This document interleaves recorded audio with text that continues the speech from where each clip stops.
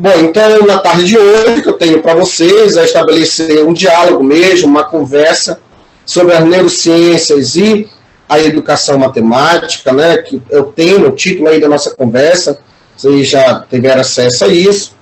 E a seguir eu quero mostrar para vocês o objetivo dessa minha fala, o que eu tenho para tratar na fala de hoje com vocês.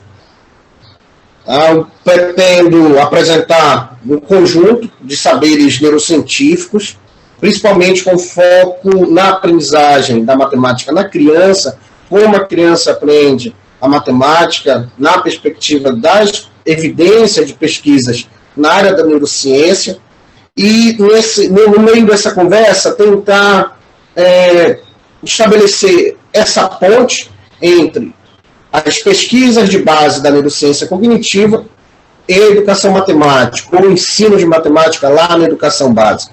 Sobretudo a respeito dos transtornos específicos da aprendizagem matemática.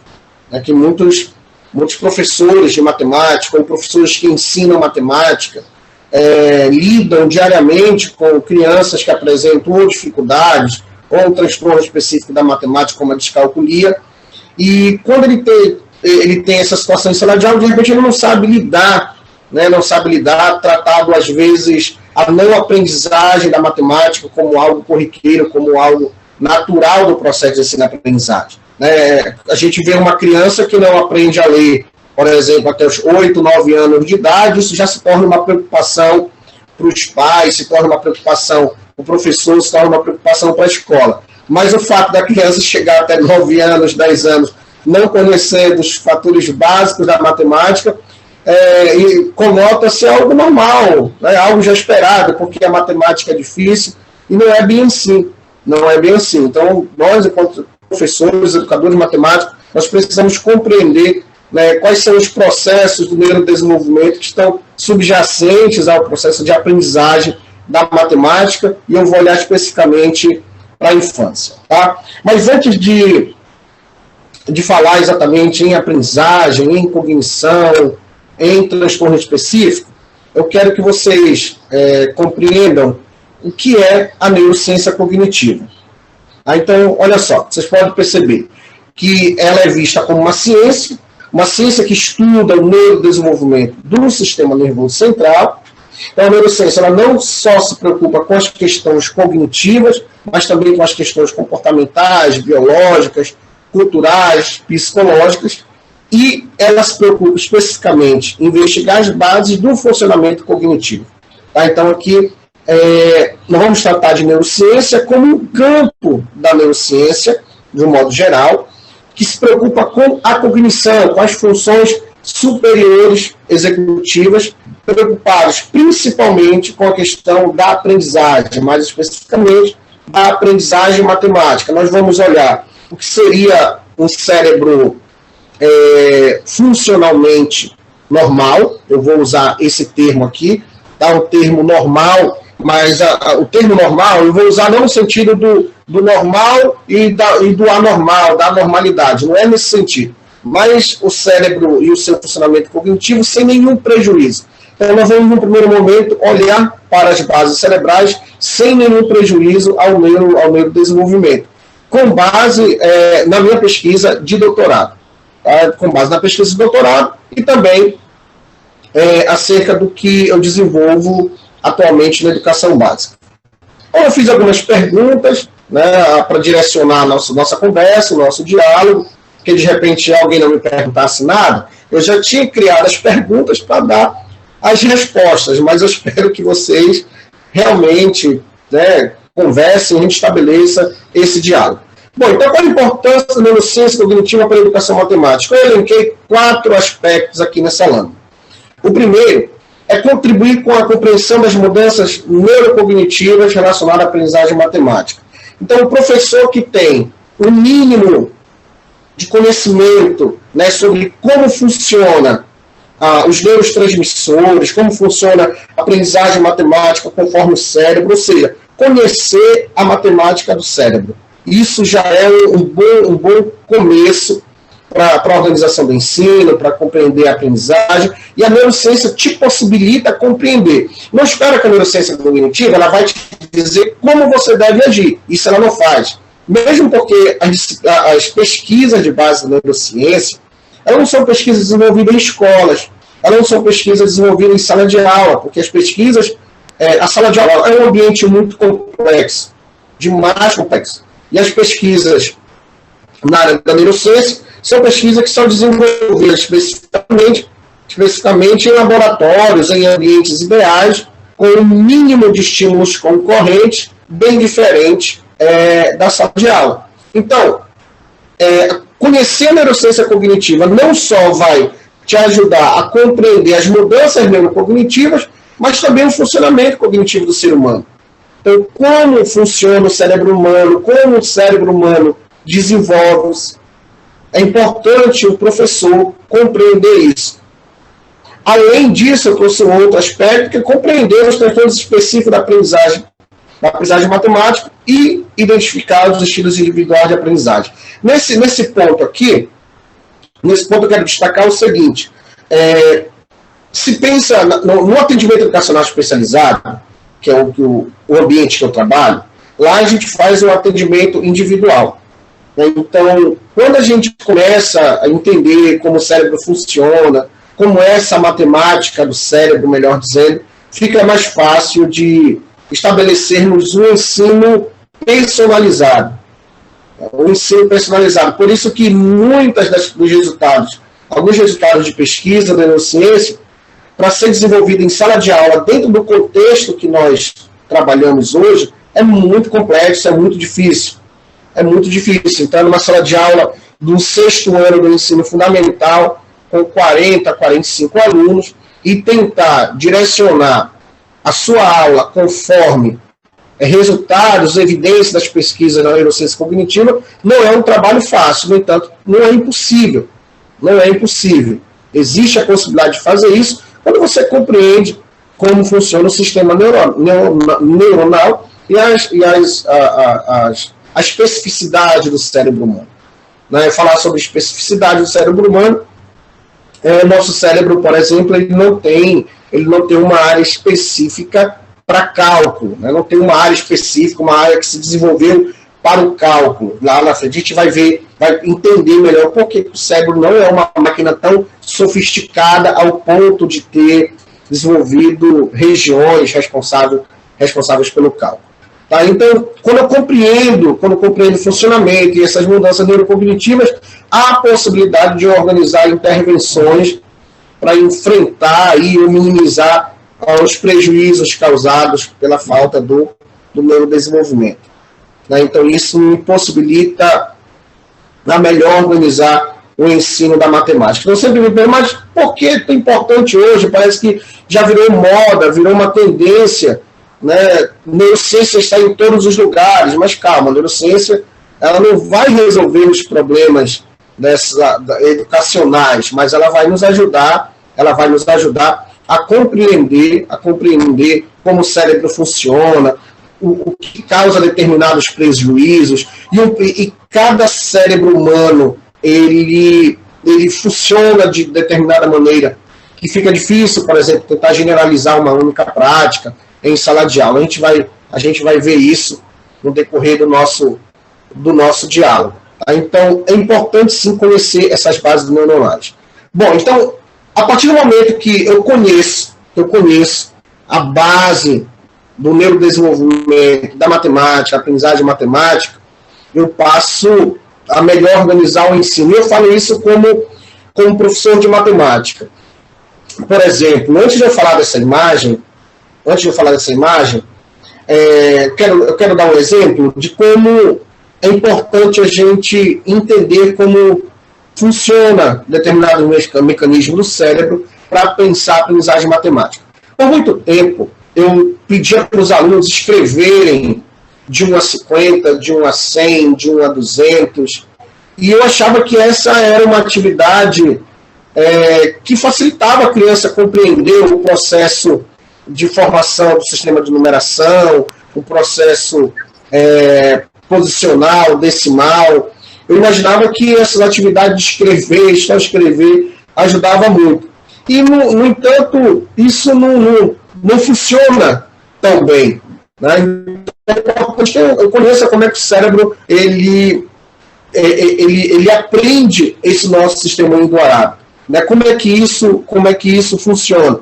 Então, entre você ficar pedindo para o aluno escrever de 1 até 100, de 1 até 1000, o importante que você faça é com que ele compreenda como funciona a transcodificação numérica, a produção numérica, a compreensão numérica, porque é assim que o cérebro lê e escreve, pensa a escrita e a leitura dos números, muito parecido com a leitura e a escrita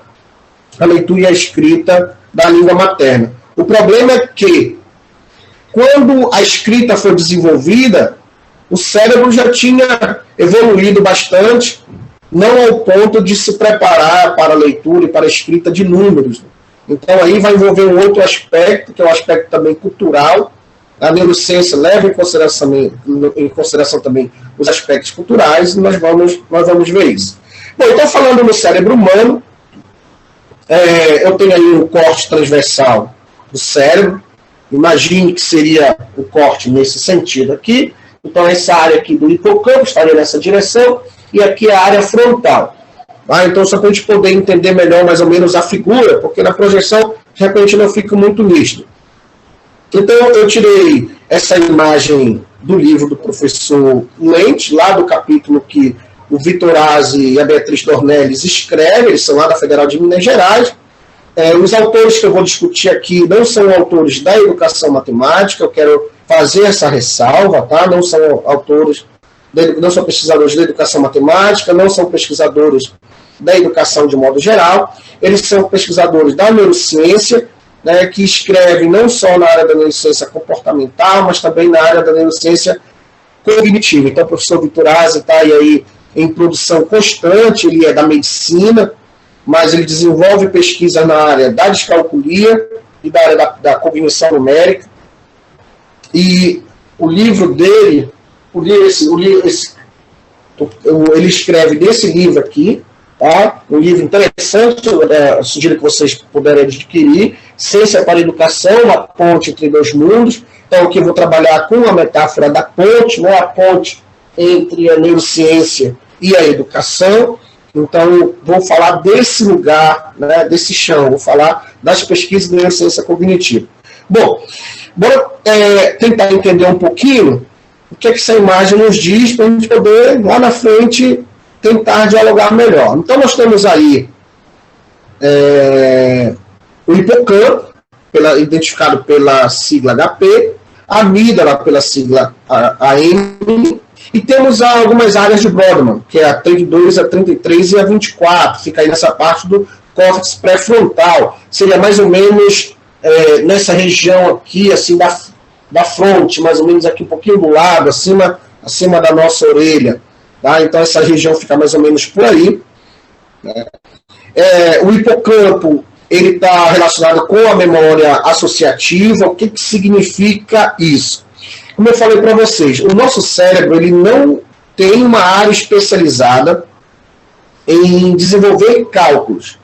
Por exemplo, se eu perguntasse para você, não estivéssemos aqui presencialmente, ou para você colocar aí no chat rapidinho, eu perguntaria para você quanto é 37 vezes 125. Então, você precisaria de um tempo para poder me dar a resposta. Se você fosse fazer lápis-papel, possivelmente você ia usar o algoritmo tradicional da multiplicação, você poderia usar a calculadora, mas esse fator, ou esse fato aritmético, possivelmente ele não está aí guardado nessa região do hipocampo. Né? O nome do livro, Ciência para a Educação. O nome do livro, Ciência para a Educação. Uma ponte entre dois mundos. Tá? Ciência para a Educação. Então, possivelmente você não me daria esse fato aritmético, não faria um cálculo mental, como a gente diz, né? É diferente se eu perguntar para vocês 3 vezes 4, praticamente, de forma imediata, por nada, de forma imediata você ia me dizer 12. Mas por quê? Porque isso é um fato aritmético que ele está guardado ali no hipocampo. Então, quando você é colocado diante de uma situação em que você precisa dar o resultado de uma operação, se o resultado dessa operação ela estiver armazenado no hipocampo, o seu cérebro vai recrutar essa informação em questão de segundos. Mas o nosso cérebro não tem uma área especializada para o cálculo. Existe, por exemplo, do córtex, da parte occipital, tanto a esquerda quanto a direita, que são ativadas, principalmente as partes dos lobos occipitais, que são ativadas quando você está diante de uma tarefa de cálculo. Isso é fato. Isso é fato. Elas são ativadas. Mas por que elas são ativadas? A gente faz essa divisão do cérebro por uma questão didática de apresentação. Mas ele está todo interligado. Então, essa rede de sinapses, elas passam essas informações meio que instantâneas. Então, é muito mais fácil para uma criança, para um adulto também, ter o fator 3 vezes 4, salvo no hipocampo, ali, para qualquer momento ele ser evocado essa informação, do que, por exemplo, 37 vezes 125.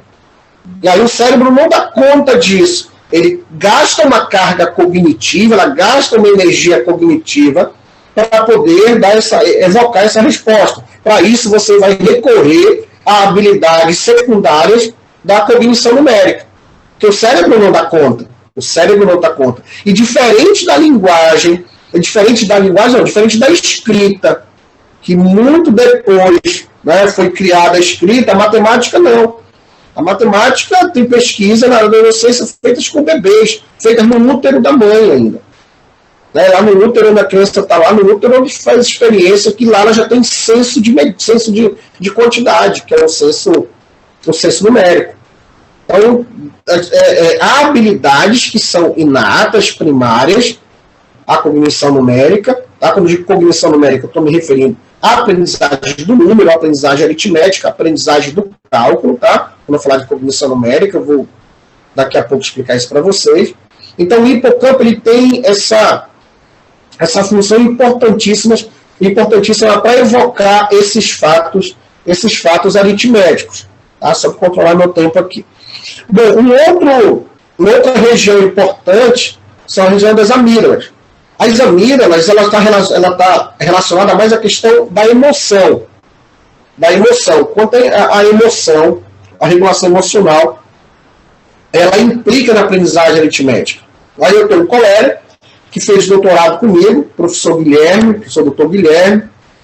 Ele, na tese dele, pesquisou ansiedade matemática. Então, muitos alunos, impressionante como muitos alunos desenvolvem ansiedade à matemática, só de pensar no dia da prova da matemática, só de olhar para o professor de matemática, ele tem uma sudorese, que já é uma resposta do sistema nervoso central, né, no caso aí do sistema nervoso externo, né, ele externa essa sensação, o sistema nervoso periférico, né, ele responde esse comportamento ansioso à matemática, por meio da sudorese, por exemplo, por meio dos batimentos cardíacos. E a amígdala tem essa função de regular essa emoção da aprendizagem matemática. Né? Como diz aqui, pois alunos com ansiedade matemática, essa área cerebral ativada com mais frequência. Então, os estudos com neuroimagem, as pesquisas com neuroimagem, mostram que as amígdalas exercem, além de outras funções, elas exercem essa em relação à aprendizagem matemática. Aí você se pergunta, mas por quê? Por que saber disso? Porque isso é importante, se eu dou aula lá no 7º ano, na escola tal, para que serve isso? Mas serve para bastante coisa, porque se um aluno que tem ansiedade, você o coloca exposto, você o expõe, principalmente você, como professor, destaca, valoriza o erro do aluno, você está contribuindo para a não aprendizagem. Você está contribuindo para que o aluno tenha aversão à matemática. Então, expor o erro do aluno, reforçar o erro do aluno, nunca faça isso, nunca reforce o erro, em hipótese alguma, principalmente para os alunos que têm algum prejuízo, ou disfunção do neurodesenvolvimento ou da neuroemoção em relação à matemática. De repente, nem tem ansiedade à matemática, mas o fato da exposição do aluno a uma questão constrangedora, isso pode atenuar, isso pode prejudicar a aprendizagem. Por exemplo, imagina que o aluno tenha ansiedade à matemática ou tenha algum comportamento adverso à matemática. Só o fato de ele já ter essa ansiedade à matemática, esse comportamento em relação à matemática, ao cálculo, ele já gasta uma grande carga cognitiva. Eu coloquei uma observação que eu lado para vocês, assim, os alunos com disfunções neurocognitivas nessas regiões podem apresentar durante a execução do algoritmo padrões de erro atencional observado frequentemente em indivíduo com transtorno de déficit de atenção com hiperatividade. Então você tem aquele aluno com TDAH, ele dispensa muita energia devido a alguns estímulos concorrentes, por exemplo, uma porta abrindo, um colega que chegou lá na sala e chamou a atenção, sem falar que ele não consegue se concentrar. Então, quem tem alguma disfunção nas amígdalas, ele pode apresentar, por exemplo, erros no desenvolvimento de algoritmo. Você passou lá uma operação matemática, por exemplo, adição com reserva, e ele precisa de atenção, ele precisa canalizar essa energia cognitiva para o desenvolvimento do algoritmo, lá do algoritmo da adição com reserva, só que por conta da falta de atenção provocada pela comorbidade do TDAH, ele vai desperdiçar, dizemos assim, essa energia para um estímulo concorrente ali, o computador que ligou na hora da aula, ou o celular que tocou, ou alguém que chamou lá na porta, alguém que bateu, até a tocada do turno da aula, a campa da aula, tudo isso, ele vai canalizar a energia, e o trabalho que o professor estava fazendo, ele vai ter que reiniciar esse trabalho. Então, o aluno que desenvolve, que tem algum prejuízo das amígdalas, alguma disfunção do meu desenvolvimento nessa região, ele não vai conseguir se concentrar, numa atividade matemática. E aí, os alunos que têm esse problema de atenção, o professor de matemática, ele precisa reorganizar o trabalho. Por exemplo, se ele vai trabalhar uma atividade que o aluno precisa de 3, 4 passos para executar a atividade, o professor precisa segmentar esse conteúdo. Porque, dependendo dessa falta de regulação emocional ou da atenção, o aluno vai precisar que essa atividade seja segmentada da seguinte maneira.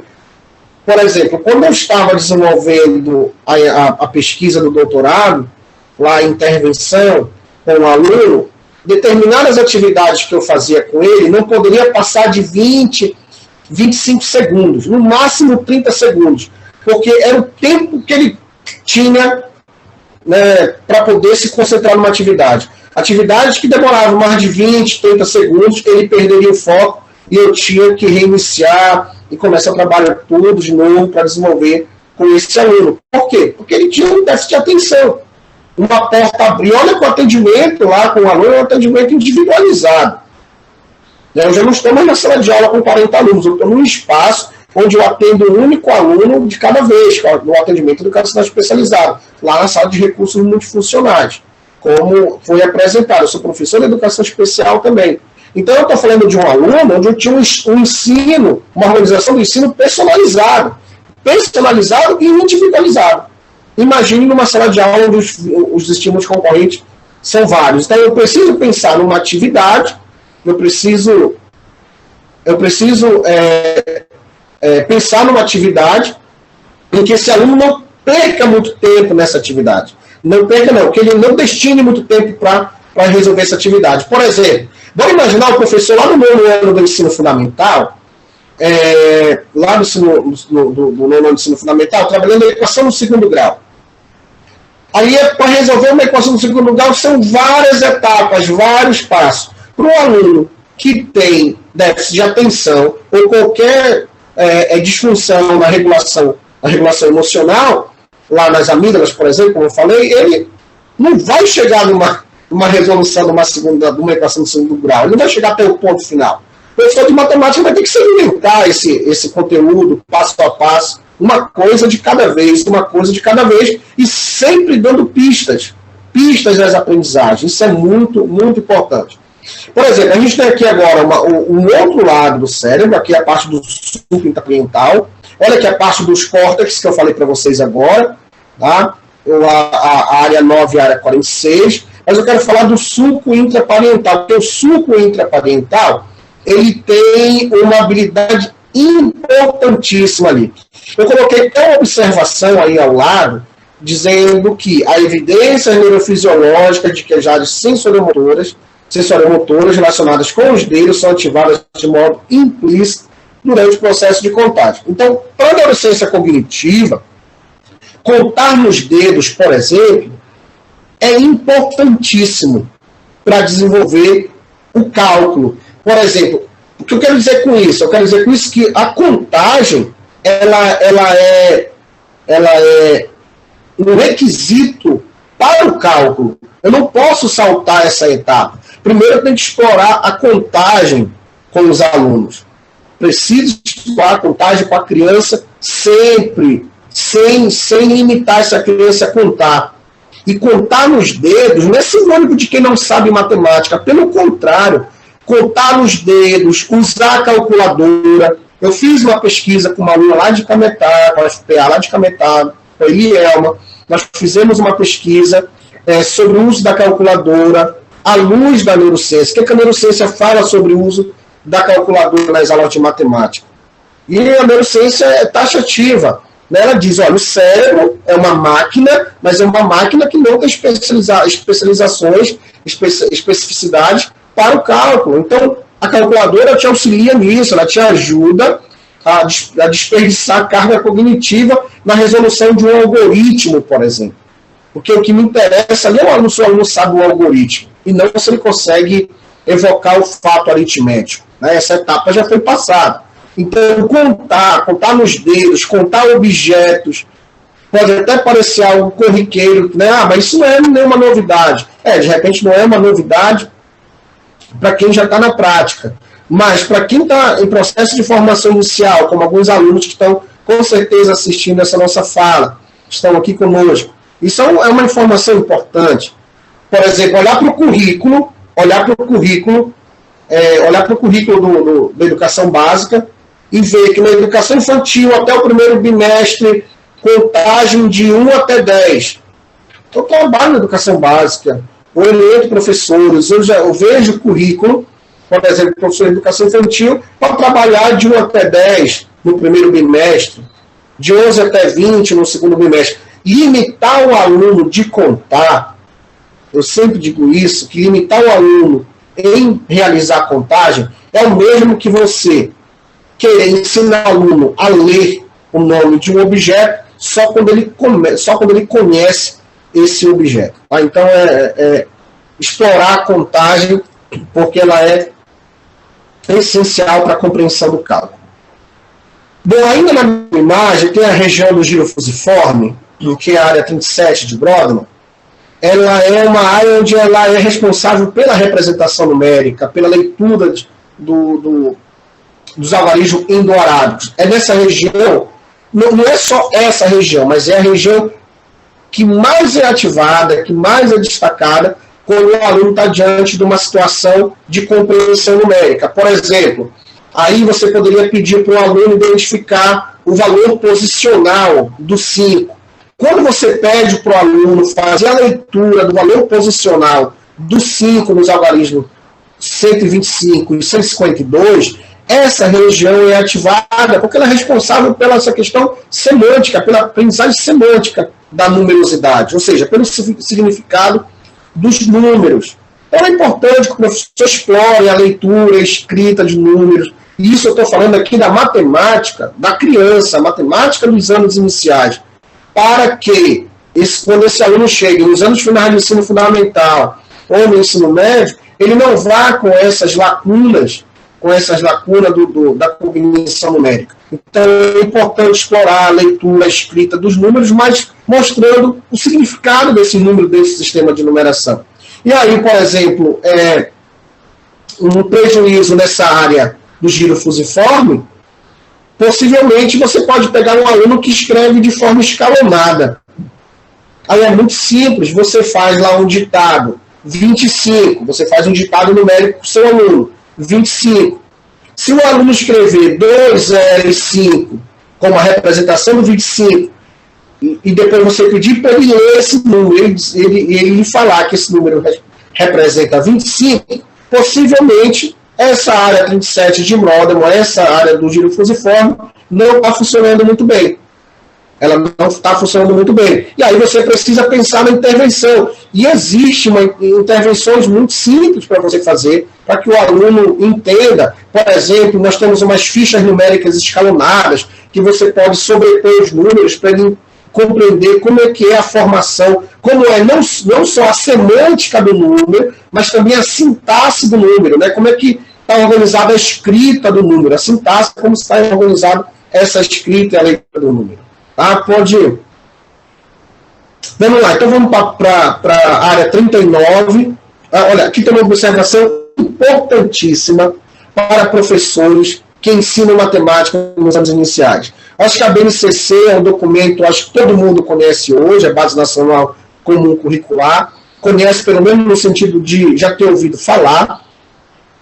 É um documento, isso é um grande problema, esses nossos documentos curriculares, eles são construídos sem base nenhuma de pesquisas na área das neurociências, não olha para as evidências produzidas nessa área, e por conta desse diálogo, dessa ponte entre as pesquisas de base da neurociência cognitiva e esses documentos curriculares, né, a organização do currículo, a organização de alguns conteúdos, elas podem ir na contramão na aprendizagem da criança. Como, por exemplo, olha só, aqui a área 37, a área 39, tá, o giro angular. Olha, são ativadas durante tarefa de representação dos numerais verbais e de recrutamento de fatos aritméticos. Então, o que é recrutar um fato aritmético? Os fatos aritméticos, eles ficam ali na região do tálamo, ali no hipocampo. Eles ficam ali naquela região armazenados. Então, por exemplo, 2 mais 3 igual a 5, esse fato aritmético 5, ele fica armazenado ali no hipocampo, ali na região do tálamo. Só que todo esse processo de adição, de subtração, esse processo das operações de matemática, eles se dão a priori por meio da contagem. Porque a criança vai fazer o seguinte, 2 mais 3, ele vai contar 1, 2, depois ele vai contar na outra mão, 1, 2, 3. E depois ele vai fazer a sobrecontagem, 1, 2, 3, 4, 5. Então todo esse processo de operação, das operações, da consolidação, do aprofundamento e consolidação das operações, se dá por meio de processo de contagem. Por isso que contar é muito importante. E daí eu sugiro, né, a leitura do livro O Homem que Calculava, que lá ele pensa no exímio matemático que sabe contar, que sabe calcular. E observa que o processo de cálculo lá no Homem que Calculava, no Albatarran, ele parte da contagem. Então, quando eu comecei a ler sobre neurociência, entender o funcionamento, lembrei das aventuras lá do Beremiz Samir. Bom, ainda na projeção anterior, ainda sobre a projeção anterior, eu quero chamar a atenção só para um detalhe importante, porque essa região, principalmente a região do giro angular, ela só vai amadurecer lá pelos 6, 7 anos de idade, segundo as evidências de pesquisa de neurociência cognitiva. Então, essa região ela só vai estar madura, pronta, as conexões corticais, a partir dos 6 e 7 anos. Tá, mas o que isso tem a ver? Tem tudo a ver. Para analisar, o ensino fundamental, de 9 anos, a criança entra com 6 anos no ensino fundamental. Então, 6 anos ele está no primeiro ano, 7 anos ele está no segundo ano, 8 anos ele está no terceiro ano do ensino fundamental. E observa que essas áreas onde ocorrem as conexões corticais, elas só vão estar prontas, maduras, consolidadas, a partir dos 6, 7 anos. Mas quando você olha para o currículo vai dizer que até o final do terceiro ano, o aluno tem, o que ele precisa saber sobre as 4 operações? Ele precisa saber adição com reserva, já usando o algoritmo tradicional, já que a adição com reserva é por meio do algoritmo tradicional, aquela ideia do vai 1. Ao mesmo tempo, ele já tem que saber subtração com recursos, que é a ideia do empresta 1, isso tudo usando algoritmos tradicionais. Além disso, ele já tem que ter a noção e as ideias de multiplicação e de divisão sem algoritmo. Só que tem um detalhe, essas áreas das conexões corticais, elas vão estar começar o processo de amadurecimento de 6, 7 anos. Ou seja, está fechando o processo da cognição numérica primária, que nós vamos ver na próxima lâmina, e fazendo a transição para a cognição numérica secundária, como vocês veem nesse organograma. Então, olha como o currículo vai em uma direção e o cérebro vai em outra. Ou seja, exige-se da criança, conforme o currículo, maturidade em determinados conteúdos matemáticos em que o cérebro ainda não está pronto. Isso é sinal de que o currículo não leva em consideração o neurodesenvolvimento. No mínimo, os especialistas que elaboram esses currículos deveriam ter uma formação básica, leituras dessas pesquisas. Não precisa ser um neurocientista, não precisa fazer um mestrado ou doutorado em neurociência, mas precisa ler, precisa pesquisar, precisa ter noções básicas. E olha só, falando em cognição numérica, só para a gente poder entender aquilo que eu estava falando, a cognição numérica ela é um sistema neurocognitivo da estrutura da numerosidade. Tá? Então, a cognição numérica ela se divide em duas etapas, uma etapa primária e uma etapa secundária. Bora entender assim que a cognição numérica primária é aquela que o aluno não precisa ir para a escola para ele desenvolver essas habilidades. São as habilidades inatas, ele vai desenvolvendo no decorrer do seu desenvolvimento. Ele vai crescendo, ele vai desenvolvendo essas habilidades, são habilidades primárias, como o senso numérico, que é o senso de quantidade, a ideia de quantidade. Esse senso numérico é a subtização, que é aquela contagem súbita, que várias pesquisas da neurociência comprovam que animais, pássaros, macacos, conseguem desenvolver contagens em conjunto de poucos elementos. E temos também o senso numérico dentro da estimativa, numa perspectiva da estimativa. O senso numérico era como se eu perguntasse para vocês o seguinte, aqui na nossa sala tem 1000 pessoas, vamos supor que você não tivesse acesso àquela numeração que está ali dos participantes. Sem contar, você me daria essa resposta, porque você tem um senso de quantidade. Então, nesse caso aí, são habilidades relacionadas à estimativa. Essa cognição numérica primária, você não precisa ir para a escola para aprender. No entanto, a cognição numérica secundária, ela já se dá-se no ambiente escolar. Algumas dentro do contexto cultural que você vive, dentro da sua comunidade, dentro da sua família, no contato com as outras culturas, porque a neurociência também leva em consideração os aspectos culturais como importantes, relevantes para o processo de aprendizagem da cognição numérica. Então, dentro da cognição numérica secundária, nesse aspecto, a gente tem o processamento numérico, que ele subdivide ali em 2 domínios, que é o domínio da produção numérica. A da produção numérica está se relacionando à escrita do número, tanto a escrita por extenso, como a escrita usando algarismos, tanto a escrita do sistema posicional, quanto a escrita do sistema decimal. E o processamento numérico da compreensão numérica está se referindo mais à questão da semântica, da compreensão, da leitura do número. E nós também temos o cálculo. E todos esses outros domínios, como senso numérico, processamento numérico, o cálculo precisa do desenvolvimento desses aspectos para que a criança possa aprender a calcular. Tá? E uma outra coisa interessante é que esse processamento numérico ele faz parte tanto da região primária quanto da etapa secundária, melhor dizendo, da etapa primária e da etapa secundária do neurodesenvolvimento da numerosidade. Tá? Isso a gente tem mais ou menos uma noção. Então imagina que a criança ainda está aqui, amadurecendo a aprendizagem do processamento numérico, da produção do processamento numérico, mas o currículo está... Tá? Bom, então, o que a gente poderia dizer para os professores em relação a essa ponte, né, entre a neurociência e a educação matemática.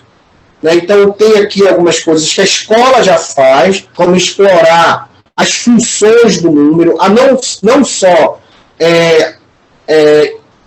explorar nas aulas as atividades de leitura, escrita, mas as funções do número, os números como código, os números como indicadores de ordem, a importância de fazer leitura de horas, cálculo mental. Olha, o cálculo, as atividades de cálculo mental são de suma importância para o desenvolvimento da cognição numérica, para o desenvolvimento da aprendizagem matemática. Usar a contagem para resolver adições simples. Como eu falei, por meio da contagem, você vai desenvolver as habilidades de cálculo, você vai entender melhor as operações, principalmente contar nos dedos, manipular objetos. Então, isso aqui são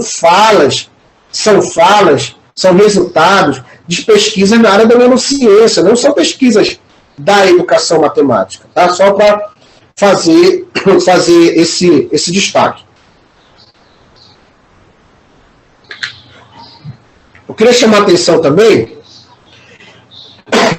para outros aspectos. Olha, as operações de adição e multiplicação, elas possuem uma propriedade comum, que é a propriedade comutativa. E geralmente, olha como são as coisas, geralmente lá na escola, a gente trabalha primeiro adição e subtração, depois que o aluno aprende adição e subtração, a gente passa para a multiplicação e depois para a divisão. Então, essa organização da aula não é bem esse caminho. Né? O ideal é que você trate as ideias das 4 operações, mas que você aproxime a adição da multiplicação e a subtração da divisão. Não só pelo fato da adição e da multiplicação ter propriedades iguais como a comutação. Não é por isso. É porque as pesquisas de neuroimagem mostraram que quando a criança está diante de uma situação de adição e multiplicação, as áreas occipais são ativadas com mais frequência. Ou seja, elas ativam áreas próximas, parecidas, diferente principalmente da parte de esquerda do cérebro e ali da parte occipital ou pré-frontal esquerda. E a divisão e a subtração, elas excitam outras áreas do cérebro. Pena que elas não têm essa propriedade comutativa. Tá? Outro recado, vamos dizer assim, outra evidência em que as pesquisas trazem é a importância de explorar o que significam os conteúdos, os procedimentos envolvidos, e não só o sentido do conteúdo em si. Por exemplo, numa operação com fração, você está trabalhando divisão de fração por fração, aí você faz lá, pega lápis e papel rapidinho aí e faz essa conta. Divide meio por 1/4. Se você for dividir meio por 1/4, aí o professor ensina, repete a primeira fração e multiplica pelo inverso da segunda fração. Se der uma fração onde numerador e denominador são múltiplos, você pode dividir e dar um número inteiro. Então, meio dividido por 1/4 é igual a 2. Aí você enfatiza só o algoritmo, só o processo. A neurociência vai dizer que isso é importante, ele compreender o sentido do conteúdo matemático, o sentido de repetir a primeira, né, compreender que ele tem que repetir a primeira e multiplicar pelo inverso da segunda. É importante ele fazer isso. Só que tem aí algo em jogo, como ele diz, bem mais importante do que isso. Para pensar, ele pega meio, que é menor que 1, bora pensar a fração como número, divide por algo menor que 1, e o resultado dá um número maior que 1. Você pode causar esse desafio, esse conflito cognitivo para o aluno. Eu sei que eu estou forçando aqui a fração como número, né, mas é para causar o conflito cognitivo. Então, o que é mais importante para o aluno não é saber que tem que repetir a primeira e multiplicar pelo inverso da segunda. Não é isso. O mais importante é o aluno saber qual é a relação entre a fração meio e a fração 1/4. Saber que aquela parte 1/4 ela cabe 2 vezes na parte meio. Isso é o mais importante. Sem dar respostas prontas. Sem primeiro dar o algoritmo. Não dê o algoritmo. Como ele diz aqui embaixo, olha, priorizar o ensino de matemática vinculado à realidade tem várias consequências, tais como começar o ensino das operações com situações nas quais os alunos são convidados a pensar de forma matemática. Olha, e se tem uma coisa que a escola não faz há muito tempo, é colocar as crianças para pensar. Nós precisamos colocar as crianças para pensar. Então, ao invés de você começar a sua aula, dizendo assim, adição é uma operação em que você vai juntar partes, ou você dizer que você tem aqui um fator que soma com outro fator, ao invés de você começar com essas definições, coloca o aluno diante de uma situação e que ele precisa contar, que ele precisa calcular, que ele precisa pensar. Isso sim é mais importante. Depois você ensina o algoritmo. Depois você faz isso. Primeiro ele tem que entender como essas coisas funcionam, né? Como é que a matemática das coisas funciona. Então, tem que deixar o aluno pensar. O professor não pode estar pensando pelo aluno. Tá? Bom, a seguir, eu quero sugerir aqui 2 temas, 2 aspectos, na verdade, pouco investigado nas neurociências. Neurociência cognitiva pouco se desdobrou sobre isso. Aí, como eu sei que tem gente aqui do mestrado, gente de repente do doutorado, da graduação, da especialização, professor de educação básica que está sonhando em fazer o seu mestrado, se quiser adentrar para essa área da neurociência cognitiva, você pode recorrer aos artigos, aí você entra lá na plataforma da PubMed ou da Medline, que são as plataformas, os repositórios da literatura médica, né? É importante você pesquisar nessas fontes, nada de procurar no Google escolar, nada disso. Vai lá na PubMed, na Medline, que lá você vai encontrar as pesquisas mais recentes, pesquisas da semana passada, pesquisa publicadas ontem, por exemplo. Todo dia tem publicação. E vão lá nesses espaços de pesquisa e procure estudos realizados sobre a flexibilidade mental e transição na aprendizagem. Eu não dei conta de discutir isso aí na tese, né? Eu não dei conta, era muita coisa. A flexibilidade mental, eu coloquei aqui mais ou menos alguns aspectos, como conhecimento de diferentes métodos de solução. Você olha para aquele aluno, o aluno é bom para resolver um problema, e aqui eu não estou falando um problema matemático, estou falando um problema de um modo geral. O aluno ele é muito bom para enfrentar determinadas situações, problemas, e essa expertise do aluno vai auxiliar na resolução de problemas matemáticos. E a neurociência, ela ajuda nesse diálogo, ela vai te dar mecanismo, ela não vai te dizer como fazer, ela não vai te dizer como fazer em sala de aula, mas ela vai te dizer como o cérebro funciona diante de situações de resolução de problemas, ou seja, a parte do cérebro responsável por estratégias, e você saber aproveitar esse potencial cognitivo do aluno para as aulas de matemática. E uma outra coisa que a neurociência também tem um pouco se preocupado ainda, de repente na educação, principalmente na área dos estudos culturais, tem se debruçado mais para discutir sobre isso, que é a transição na aprendizagem. Só que aqui é aquela passagem do conhecimento informal para o conhecimento formal. Tá? É aquela passagem do conhecimento extraescolar para o conhecimento escolar. Então a neurociência também se preocupa como é que é feito essa passagem. É mais ou menos aquilo que na didática da matemática, eles chamam, que o professor chama de transposição didática. Na didática da matemática francesa, eles chamam de transposição didática. Aqui na neurociência, eles chamam de transição na aprendizagem. Então, como é que a neurociência olha para esses aspectos? Então, eu trouxe aqui outras possibilidades de temas que dialogam da neurociência com a matemática. Então, isso aí fica como uma sugestão de pesquisa. Eu não sei qual é o tempo que eu ainda tenho. A coordenação poderia me dizer quanto tempo eu ainda tenho? Professor, você pode ir até 18h30, mas se quiser estender, a gente pode pegar algumas das perguntas e selecionar. Pode ficar à vontade para concluir, viu? Tudo bem, tudo bem. Eu quero mostrar para vocês algumas tarefas, né, que é interessante que vocês façam esse trabalho com as crianças para verificar como é que está a cognição numérica deles. Eu estou trazendo aí uma tarefa de processamento de magnitude numérica. Eu usei essa tarefa na minha tese, tá?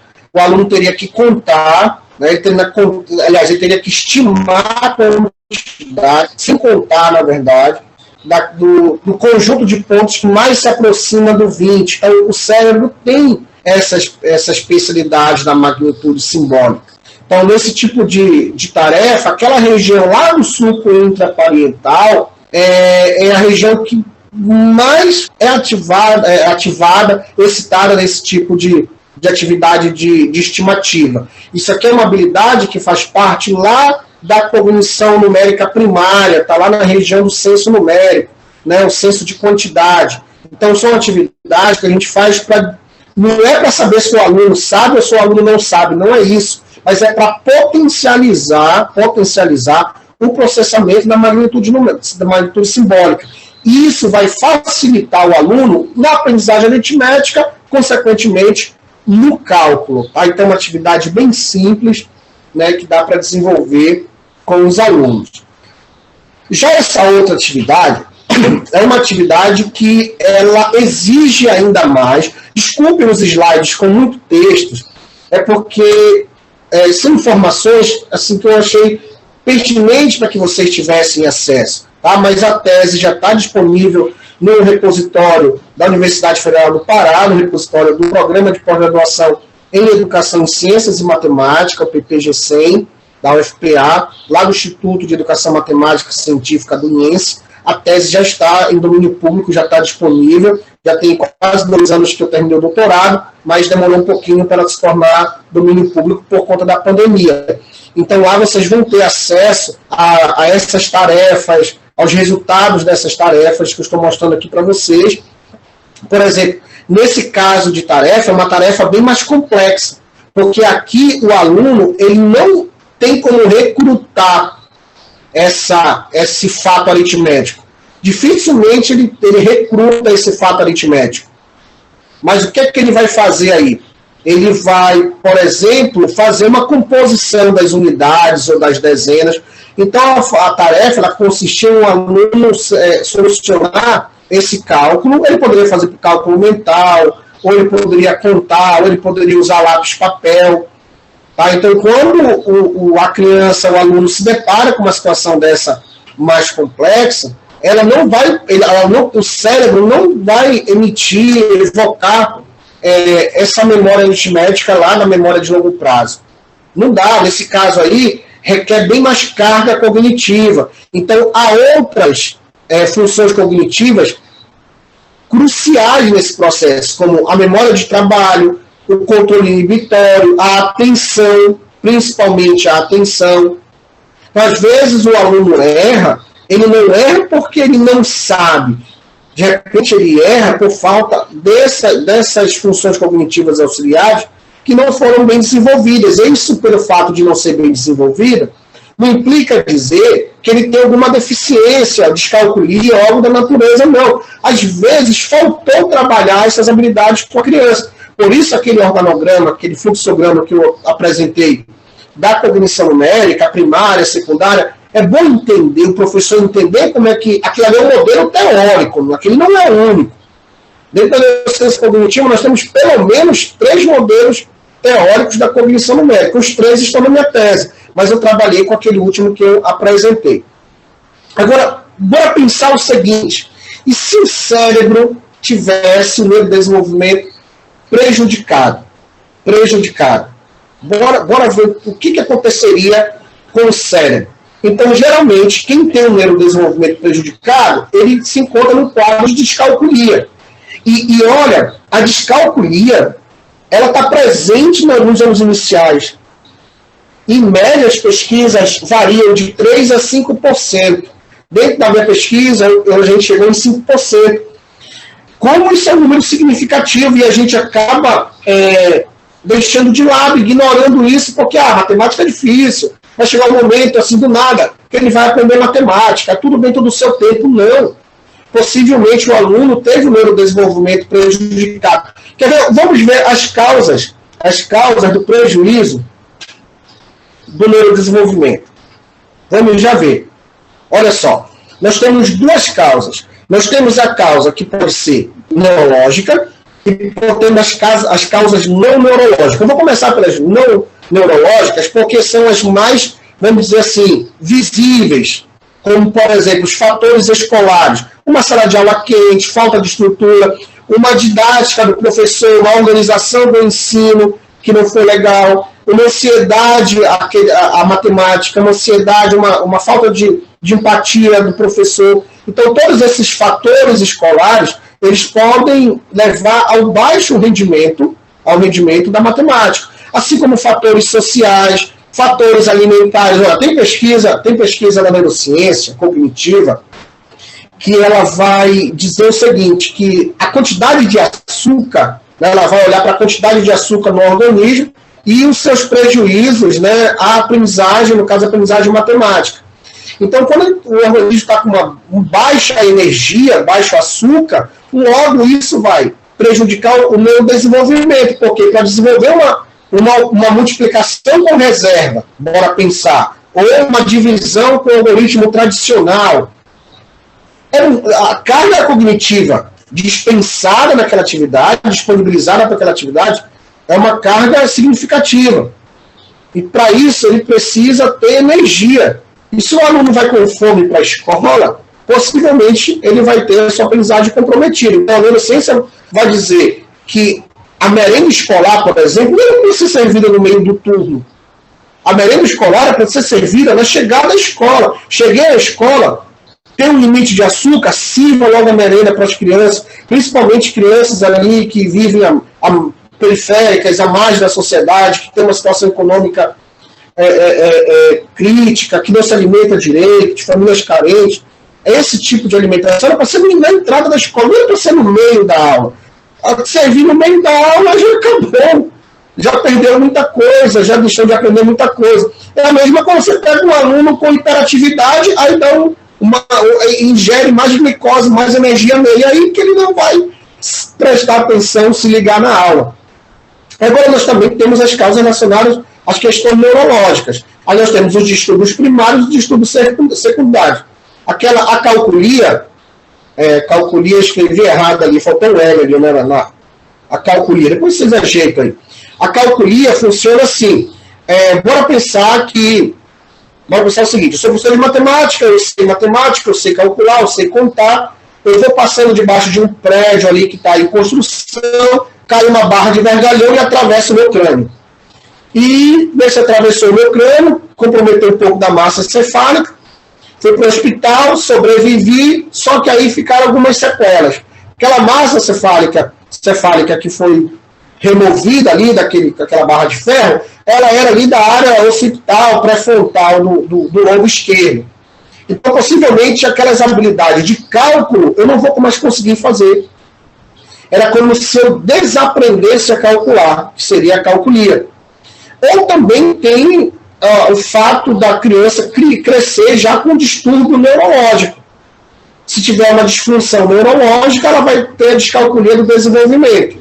Aí é que eles chamam de distúrbio primário, porque na descalculia do desenvolvimento é aquela descalculia que o aluno só tem dificuldade para a matemática. Ele tem um desempenho regular em todas as outras disciplinas, em todos os outros componentes curriculares, mas na matemática ele tem um prejuízo, um rendimento muito baixo. Então, possivelmente, esse aluno ele é um forte candidato a ter a descalculia do desenvolvimento. Tá?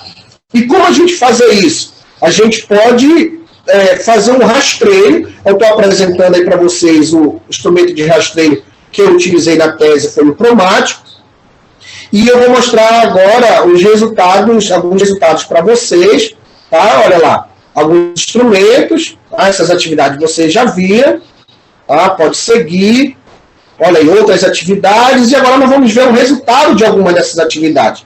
Por exemplo, nessa atividade, eu falei o número, tá? Eu falei o número 371, 1089, 16.462. Aí ao lado está a forma como o aluno escreveu. Tá? Olha, 1089 ele colocou 189. Ali o 89, como ele ouviu falar duas vezes, eu repeti, ele escreveu 80, botou 80 e depois colocou o 9. E o 16.462, né, ele trocou alguns algarismos ali, ele escreveu de forma aleatória. Vamos ver outro resultado de outra tarefa. Esses resultados todos estão lá na tese. Aí eu mostrei o número para ele, o 79, ele escreveu 79.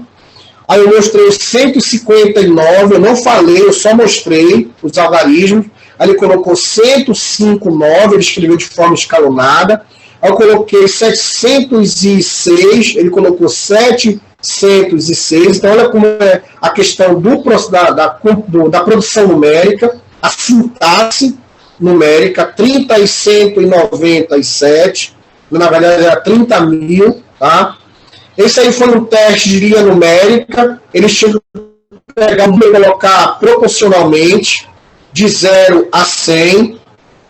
Olha como é que ele colocou fora da proporção. E aqui, pessoal, quero chamar a atenção aqui foram as tarefas de cálculo. Olha como ele faz os rabiscos. E esse aluno, ele estava no 9º ano do ensino fundamental. Ele